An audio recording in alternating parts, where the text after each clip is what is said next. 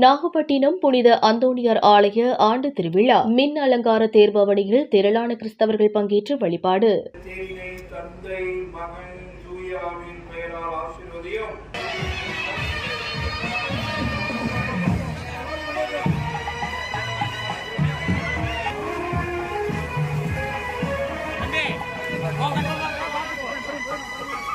நாகப்பட்டினம் முதலாம் கடற்கரை சாலையில் பழமை வாய்ந்த புனித அந்தோணியார் ஆலயம் அமைந்துள்ளது.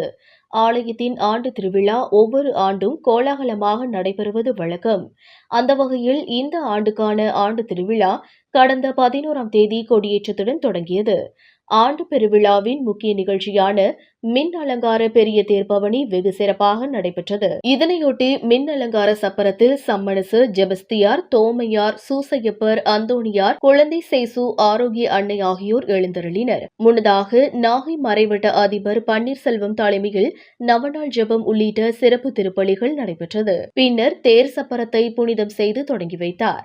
ஆலய வளாகத்தில் இருந்து தொடங்கிய தேர்பவனியானது வாத்திய இசை முழக்கத்தோடு முக்கிய வீதிகள் வழியாக வலம் வந்து மீண்டும் ஆலயத்தை வந்தடைந்தது. இதில் திரளான கிறிஸ்தவர்கள் பங்கேற்று புனித அந்தோணியாரை வழிபாடு செய்தனர்.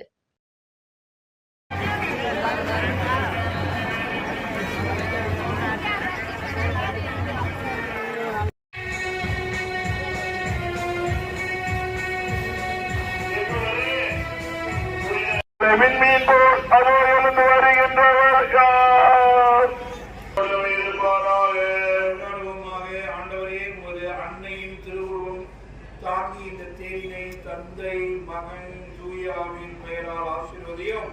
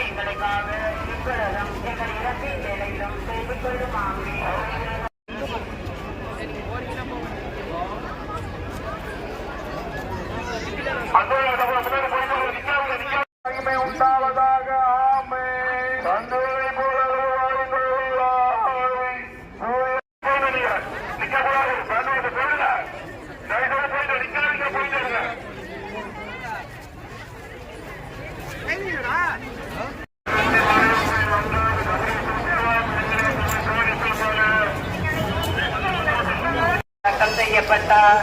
பாதாளத்தில் இறங்கிய 3ஆம் நாள்